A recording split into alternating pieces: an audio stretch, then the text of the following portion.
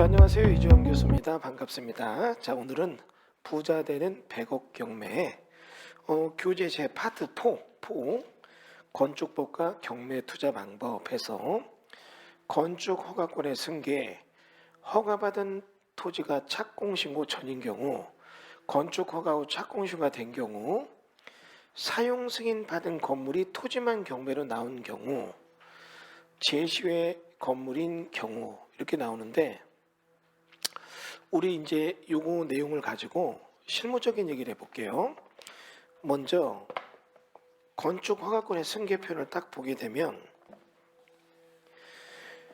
토지를 경매로 낙찰받는 경우 종전 소유자가 해당 부지 안에 건축물 건축에 대한 허가를 받아둔 상태라면 건축법에 대한 정확한 지식이 없는 낙찰자의 경우 큰 낭패를 볼 수 있다. 전 소유자의 건축 허가권이 낙찰자에게 승계되지 않는 경우가 있기 때문이다. 승계가 불가능한 것이 문제가 아니라 낙찰자 명의로 건축 허가를 새로 받을 수 없기 때문이다. 그러므로 건물이 없는 나대지를 입찰할 때는 건축허가 민원가 등에 해당 부지 건축허가 되어 있는지 확인해 봐야 된다. 자, 이렇게 써 있는데요. 일단 여러분 요 얘기부터 해볼게요. 우리가 경매 수업인데 건축법이라는 그런 공법적 얘기를 잠깐만 좀 살펴보겠습니다. 여기 있는 교재 내용을 보게 되면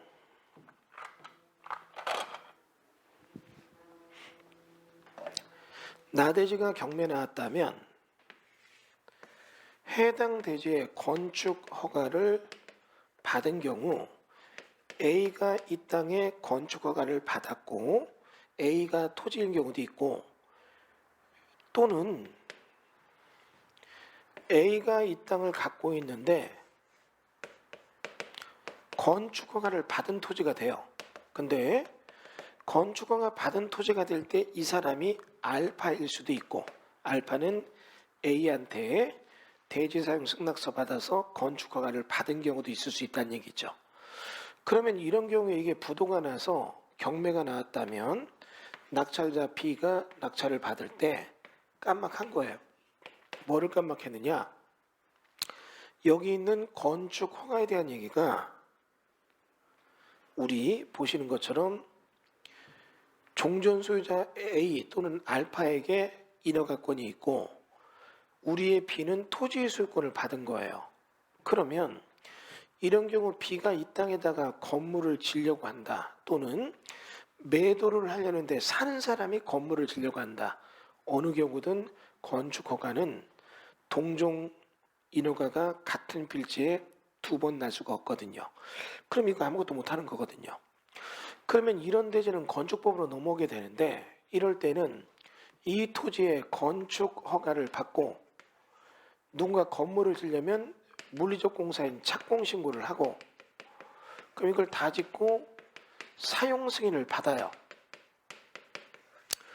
그러면 이게 다 지어져서 건물이 지어지게 되면 이때부터 여기는 건물만 남고 건축물 대장을 만들고, 그러면 이걸 갖고 보존 등기함으로써 토지 건물의 완벽한 소유권의 공시까지 끝나는 거죠. 그런데 이 중에 우리가 보는 것은 A가 여기서 건물을 지을 수 있는, 또는 알파가 건물을 지을 수 있는 적법 요건이 건축 허가 받는 거예요. 그러면 이 건축 허가 받은 허가권이라는 게 있다면 이것도 하나의 권리거든요.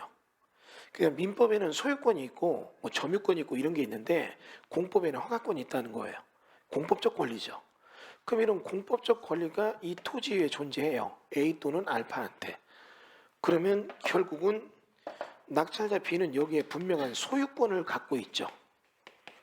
그럼 이 소유권과 건축 허가권이 대립이 되는 거예요. 이거를 어떻게 푸는가, 그 얘기를 보는 거죠.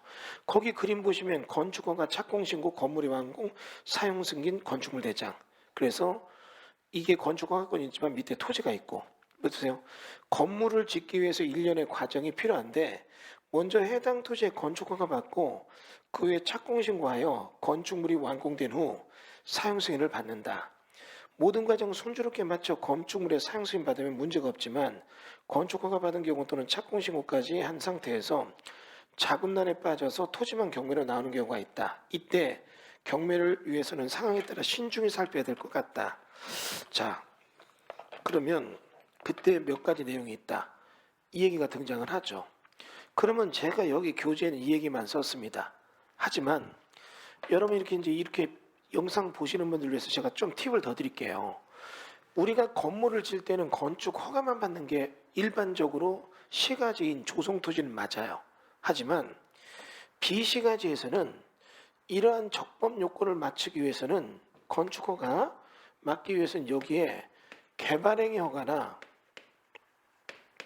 이게 농지라면 농지 전용 허가, 임야라면 산지 전용 허가, 이게 다 맞물려 있어요. 그러니까 제가 교재는 너무 어려울까봐 좀 쉽게 써놨지만 혹시라도 여러분이 여기가 이런 허가가 없다면 요 강의만 갖고 해도 돼요. 근데 알아보니까 건축허가 있대요. 그러면 여러분이 다시 농정과에 물어보니까 농지 전용이 있대요. 개발행위 허가 민원과에 물어보니까 개발행위 허가도 있대요. 공원녹지과 또는 산림과 물어보니까 산지 전용도 있대요. 그러면 지금 배운 이 지식만 갖고 풀면 안 됩니다. 그때는 여러분들이 조금 더 깊이 있는 후면부에 나오는 농지 전용, 산지 전용 이런 얘기 배운 것까지 접목시켜서 링크를 걸어서 해결해야지 요것 따로 저것 따로 하는 거 아닙니다. 이해가 되면 다시요. 어느 집에 가니까 국밥이 맛있어요. 그랬더니 거기서 얘기합니다. 이게 이렇게 맛있으니까 저희는 국밥에 우유를 조금 넣습니다. 그래요? 그리고 소금도 조금 넣습니다. 그래요? 생강도 조금 넣습니다. 그래요? 그래서 어떻게 해요? 내가 이제 국밥을 맛있게 먹을 자신이 있죠. 국밥을 똑같이 해놓고 국밥 먹고 그다음 우유 마시고 생강 먹고 인생 참 피곤하게 사는 거예요. 섞어서 봐야죠. 섞어서. 무슨 얘기냐면 이거 배울 땐 이걸로 푸는구나. 이거 배울 땐 이걸로 푸는구나. 이거 배울 땐 이걸로 푸는 걸 알아요. 이거 배울 땐 이걸로 푸는 걸 알아요. 근데 섞을 줄은 몰라요. 그러면 해결 못하는 거예요. 여러분이 지금 나오는 현장은 이 얘기들이 섞어서 나오지 따로 나오지 않습니다. 그러니까 이런 거죠. 내가 우리 사무실에 경기도 안양시 있어요. 이 동안구 관양동인데 여러분 내년부터 관양동이 인덕원동으로 새로 납니다. 이제 내년부터 인덕원, 우리 사무실 인덕원인데 인덕원동이 새로 나와요. 그 인덕원동에 있는 전기수도까지 다 들어오는 도시시설 도로 옆에 나대지가 있다. 요런 데서 건물 짓다 부도났다면 지금 배우는 걸로 똑 떨어져요. 그런데 쭉 나가서 저 화성에 보니까 저 화성의 우정읍에 농지 위에다 토목공사에서 건물 짓다 부도났다. 거기서는 이걸로 풀면 안 돼요. 거기서는 이것만이 아니라 이 얘기랑 이 얘기가 조인트 크로스로 딱 나와요. 그럼 여러분이 이런 쪽에 대한 얘기를 잘못 풀어버리면 안 맞는 얘기 나오는 거죠. 이해되시죠? 며칠 전에 제가 아는 목사님 갔어요. 근데 이 목사님이 바리스타를 하신대요. 근데 저 오니까 이제 쭉 앉아서 얘기하더니 난 최고의 바리스타 그거 처음 봤어요. 커피에다 생강을 넣어주셔요. 근데 생강 커피를 마셨거든요. 좋더라고요. 여러분 생강 가루 있잖아요. 거기다가 커피를 넣어서 마시면 생강이 먹기 힘들잖아요. 근데 생강이 피를 맑게 한대요. 근데 생강을 먹기 좋은 데가 딱 한 군데 있었어요. 저는 어디서 먹냐면 일식집 가면 거기에 생강 주잖아요. 거기서 많이 먹어요. 근데 그건 어쩌다 한 달에 한두 번 가잖아요. 근데 커피는 거의 매일 마셔요. 그래서 요즘 누가 커피 달라면 아메리카노 주면 이렇게 통 열어서 생강 이렇게 한 스푼 떠서 먹으면 뭐냐고 물어보더라고요. 근데 아니 몰라 안 가르쳐줬어요. 근데 이제 일 보고 오는데 이분이 어떻게 얼굴이 붉게 막 나왔을 때 궁금해 이렇게 해서 혼자 털어 먹었나 봐요. 커피 없이 혼자 먹으니까 이제 근데 먹었다는 소리 못하고 막 이러고 있더라고요. 이 얘기 왜 하는지 생각해 보라고요. 따로 먹으면 안 되고 잘 섞어 먹어야죠. 중요한 건 커피와 생강이 좋다. 아니 그게 아니라 섞어서 먹기가 좋다. 여기까지 봐야 되는 거죠. 마찬가지로 여러분 이거 지금 책에는 따로따로 나오지만 실질적으로 풀 때는 같이 풀어야 돼요. 그러지 않으면 문제가 안 풀립니다. 그래서 지금 우리 인허가권의 경매, 건축허가권의 승계 이렇게 나오는데 여러분 일단 제가 이 얘기부터 먼저 시작하고 하는 건 서두에서 하는 것은 요거는 이제 그 전체적인 얘기 중에서 건축법과 경매에 대한 요것만 보는 거지만 여러분이 이 다음에 실무할 때는 이거 물어봐서 이게 있다면 요거까지 보고 해야 된다. 그리고 그 다음부터 알아보니까 요걸 하기 위해서 또 등장하는 게 뭐예요? 길 열기.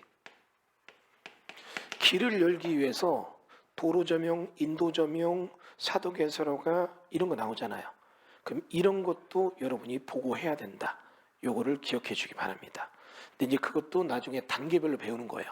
교재에는 단계별로 따로따로 써 있지만 나중에 실무에서 배울 때는 이거 다 섞어서 풀 줄 아셔야 됩니다. 교재에 그러니까 쓰려고 보니까 이게 너무 복잡해서 안 썼지만 여러분이 실무하실 때는 이런 것도 연결지어서 풀 수 있어야 된다. 이것도 꼭 기억해 주십시오. 자, 이거 건축화학군에 대한 얘기 첫 번째 파트 강의 여기까지 하겠습니다. 감사합니다.